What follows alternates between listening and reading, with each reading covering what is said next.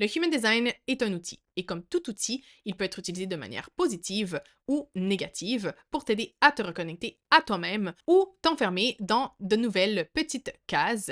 Il peut être utilisé pour t'aider à avancer vers une vie plus alignée et épanouissante ou te donner des excuses pour rester dans ta zone de confort.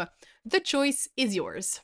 Mais voilà, c'est normal quand on découvre un nouvel outil de tomber dans certains pièges. Donc aujourd'hui, je veux justement t'aider à les éviter pour que le Human Design soit un outil qui t'aide, qui te permette de vivre une vie plus alignée au lieu de devenir une nouvelle prison dorée. Donc, le premier piège que je vois souvent, c'est de voir le Human Design comme un dogme et l'utiliser pour s'enfermer dans de nouvelles petites cases. Donc, personnellement, je suis complètement anti-dogme. C'est d'ailleurs pour ça que je ne suis pas une fan des religions, bien que je sois une personne qui croit en la spiritualité. Mais je n'aime pas quand on me dit qu'il y a une autorité humaine ou divine, peu importe, qui vient me dire comment je devrais mener ma vie. Donc, c'est la même chose. Je ne laisserai jamais un outil de connaissance de soi faire de même. Mais c'est justement ce que je vois que plusieurs personnes font avec le Human Design, c'est de tomber dans le dogmatisme, dans le tu dois faire quelque chose, tu dois être de telle façon parce que telle chose dans ton Human Design te dit cela, ou voilà, de s'enfermer dans des étiquettes en mode ah ben non, mais moi je suis projecteur donc je suis comme ça, alors que non. Le Human Design, c'est un outil de liberté et d'expérimentation, une science de la différenciation comme l'appelait son créateur. Ce n'est pas une prison, il est là pour t'aider à t'écouter, à te reconnecter à toi-même et non pour te dicter ce que tu dois faire ou non. Donc, prends les informations de ta charte et teste-les pour voir ce qui marche, ce qui ne marche pas, ce qui est aligné ou non à ton fonctionnement, à qui tu es, et laisse de côté ce qui n'est pas aligné. Tu n'es pas obligé de suivre tout ce qu'il y a dans ton Human Design à la lettre. Par contre, c'est important de garder en tête que des fois, eh bien, on n'est pas encore prêt à comprendre et intégrer certaines parties de notre design. Donc, c'est pour ça que moi, j'encourage toujours mes clientes à revenir explorer, à retourner voir leur charte régulièrement pour explorer de nouvelles parties, ces parties que au début peut-être auxquelles on ne s'identifiait pas, dans lesquelles on ne se reconnaissait pas, parce que peut-être que c'est à ce moment-là, on n'était pas prête à les voir, alors qu'en y revenant plus tard, eh bien, d'autres choses se sont alignées et maintenant on peut voir que voilà, cette information, elle est alignée ou elle nous correspond au final ou non. Autre chose à garder en tête, c'est qu'on a très très souvent des conditionnements qui nous empêchent de voir que notre fonctionnement naturel est complètement différent de celui qu'on a depuis de nombreuses années parce que voilà, on nous a demandé, on nous a imposé de changer, de ne pas respecter notre propre nature et donc ça peut être très très difficile d'accepter que en fait, ben, la façon dont on vivait depuis toujours, eh bien, elle n'est pas alignée. On n'a pas vécu de la meilleure façon pour nous pendant des années. C'est difficile à accepter. Donc, ça peut être aussi difficile ben voilà, d'accepter et aussi, c'est difficile de faire les changements, en fait. Donc, c'est aussi à garder en tête. Et dernière chose qui est à garder en tête, s'il y a des informations qui ne semblent pas correspondre, eh bien, c'est que souvent, on comprend ou on interprète mal les informations dans notre charte. Donc, ce qu'on teste n'est pas aligné à notre fonctionnement véritable. Donc, pour éviter cela, moi, je te conseille de toujours t'informer auprès de différentes sources sur le Human Design, car chacun a sa propre vision, sa propre compréhension, sa propre interprétation du Human Design. Donc, en allant écouter différentes personnes, différentes ressources, en allant lire différents blogs, lire différents livres, eh bien, tu vas pouvoir voir si la première interprétation que tu avais ou la première compréhension que tu avais, elle est juste ou pas, si c'est ce que tout le monde dit ou si, ben, par exemple, la source que tu as consultée n'a pas l'interprétation, disons, correcte ou juste. Dans tous les cas, l'important, c'est de s'écouter. Si l'information ne résonne pas, tu n'es pas obligé de l'appliquer. Je le répète, le Human Design n'est pas une religion, ce n'est pas un dogme, tu n'as aucune obligation de l'utiliser, de suivre ce qu'il dit à propos de toi. Le deuxième piège que beaucoup de gens font quand ils découvrent le Human Design, c'est de rester au niveau théorique. Donc, quand on commence à s'intéresser au Human Design, il y a généralement deux étapes.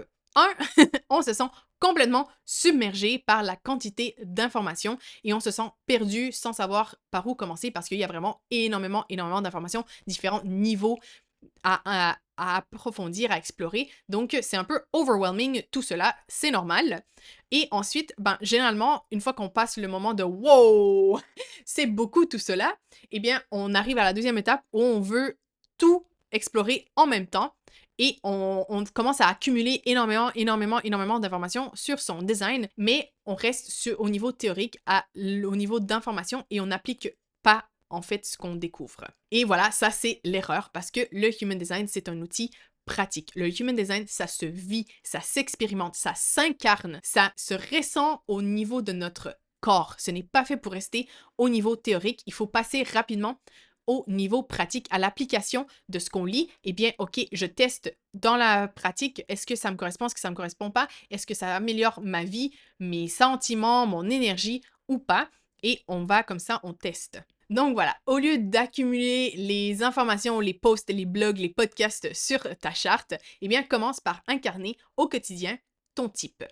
À observer comment ton énergie fonctionne, ce qui te donne de l'énergie, ce qui t'enlève de l'énergie, à voir comment ta stratégie se présente à toi, où et quand est-ce que tu ressens ton non-soi, ta signature. Et une fois que tu sens que tu es de plus en plus aligné avec ton type, que tu es ton type, si ça résonne avec toi, bien sûr, hein, je répète, ce n'est pas un dogme, tu peux passer ensuite aux prochaines informations, ton autorité, ensuite ton profil, tes centres, mais voilà, à chaque fois que tu passes à un nouveau palier, disons, d'informations, assure-toi de bien mettre en pratique, de bien t'observer et voir si ça fonctionne ou pas pour toi. D'ailleurs, je prépare des workbooks pratiques pour justement t'aider à incarner ton type. Si ça t'intéresse, viens me le dire en commentaire. Quand ils sortiront, je viendrai te dire qu'ils sont sortis. Donc voilà, pour ne pas rater cela. Ça va être des guides avec des exercices pratiques à faire chaque semaine pour te réaligner à ton type énergétique. Donc voilà, laisse-moi un commentaire si ça t'intéresse. Aussi hyper important de garder en tête que se reconnecter à son Human Design, se défaire de ses conditionnements, c'est un processus qui demande énormément de temps. D'ailleurs, en Human Design, on dit que ça prend 7 ans après la découverte de son design pour se déconditionner. Donc voilà, ce n'est pas quelque chose que tu vas faire du jour au lendemain en claquant des doigts, ça prend du temps, c'est normal. Et aussi, personnellement, je crois qu'on continue tout au long de notre vie à approfondir notre exploration de qui nous sommes, à nous aligner à qui nous sommes. Donc voilà, même après ces 7 ans, je pense qu'on continue à explorer tout au long de notre vie. Tu vois, par exemple, moi, personnellement, j'ai découvert mon Human Design il y a plus de 5 ans et il y a encore des informations que je comprends au niveau théorique, mais qui n'ont pas encore percuté, tu vois, au niveau concret, pratique, physique, ou qui n'ont percuté que très récemment. Donc, incarner son Human Design, c'est un travail de tous les jours. Il ne faut pas se décourager et voilà, juste continuer à le faire de manière continue. Et le dernier piège que je vois souvent, c'est d'utiliser le Human Design comme une excuse. Donc, comme avec n'importe quel outil de connaissance de soi, ça peut être tentant d'utiliser les informations qu'il y a dans notre charte pour justifier certains de nos comportements ou certains de nos défauts et donc rester dans notre zone de confort et éviter de changer et évoluer. C'est normal, hein, c'est dans la nature humaine d'éviter le changement et de suivre la loi du moindre effort. Mais en le sachant, on peut justement utiliser cette tendance à notre avantage et c'est justement ce que je t'encourage à faire avec ton Human Design. Donc par exemple, au lieu de dire mon centre de l'ego, il n'est pas défini, donc ma motivation est fluctuante, donc c'est ok que je procrastine et que je n'avance pas sur mes projets, utilise plutôt cette information à ton avantage. Tu peux plutôt te dire je sais que mon centre de l'ego n'est pas défini, donc c'est plus difficile pour moi de maintenir ma motivation sur le long terme. Donc, qu'est-ce que je peux faire pour pallier à ça? Et ainsi être proactive et trouver des solutions à cette tendance que tu as, au lieu de juste te dire ben moi je suis comme ça, voilà, je ne pourrais pas changer. Donc, de manière concrète, tu peux par exemple décider d'aller travailler dans un endroit avec des gens et utiliser le centre de l'ego défini des gens autour de toi, parce qu'il va toujours y avoir quelqu'un qui a un centre de l'ego défini, par exemple. Donc ça, c'est une façon d'utiliser la motivation, l'énergie de motivation d'un autre centre de l'ego pour toi-même. Tu peux aussi prendre le temps de t'asseoir pour définir une vision et un why, un pourquoi très fort qui te motiveront dans les moments de baisse de motivation. Tu peux te trouver un accountability buddy, donc quelqu'un avec qui tu dis, OK, je veux faire telle chose, et ben, tu vérifies avec lui ou elle que tu fais ce que tu as dit que tu allais faire pour justement atteindre tes objectifs et garder ta motivation. Tu peux essayer de réduire les frictions qui pourraient te pousser à procrastiner, préparer ton sac pour le gym la veille et le placer à côté de la porte pour le prendre en sortant et aller directement au gym après le travail. Donc comme ça, tu réduis au maximum les frictions et les moments où tu pourrais douter et te dire non, mais au final, je vais pas y aller, tu vois. Tu as le choix, tu as toujours le choix d'utiliser cet outil pour t'aider dans ta croissance personnelle ou pour justifier ton inaction. Le choix, il t'appartient, donc tu peux soit décider de t'enfermer en mode victime, non mais mon human design il me dit ça, donc basta, ou utiliser justement ces informations pour t'améliorer, pour rester dans ta mentalité de victime, ou au contraire, te donner les outils, les pistes d'action pour mettre en place des comportements, des changements qui sont alignés et qui te permettent de vivre la vie que tu désires réellement, de vivre de manière alignée à tes désirs profonds.